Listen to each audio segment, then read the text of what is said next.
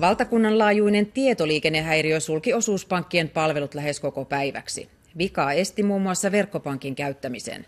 Myös suurin osa pankin konttoreista jouduttiin sulkemaan ja pankkikorteilla maksamisessa oli häiriöitä. Osa häiriöistä jatkuu edelleen. Noin kello 12 OP Pohjolan verkkosivulla niin sanotusti pimeeni.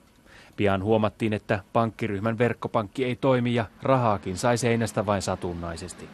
Nostitteko osuuspankin kortilla rahaa? Nostin. Miten toimi kortti? Ihan hyvin. Kyllä toimi hyvin tämä, että jos nyt katkosta on jossain, niin kyllä ainakin vielä tässä oli rahaa. Espoolaisella Saaraniemellä kävi tuuri. OP-pankkia lähestulkoon koko päivän kiusannut vika sulki myös suuren osan pankkiryhmän 213 konttorista. Myös OP Pohjola-ryhmän vakuutuspalvelut olivat jäissä. Kiusanteko ja palvelunestohyökkäykset suljettiin ainakin alustavasti pois ongelmien aiheuttajien listalta. Kyse on tietoliikennehäiriöstä. Tuo häiriö on meidän palvelutuottajamme tiedon ylläpitämässä konesali verkossa, jossa siis häiriötilanne tällä hetkellä edelleenkin tietyssä mittakaavassa jatkuu.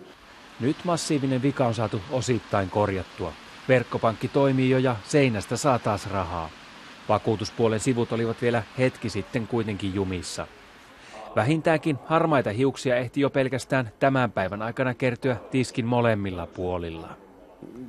Jos tästä aiheutuu ylimääräisiä kuluja, niin kuka korvaa? Näistä asioista kannattaa sitten ottaa yhteyttä omaan osuuspankkiin tai omaan vakuutusyhtiöön ja katsotaan tilanne sitten siltä pohjalta.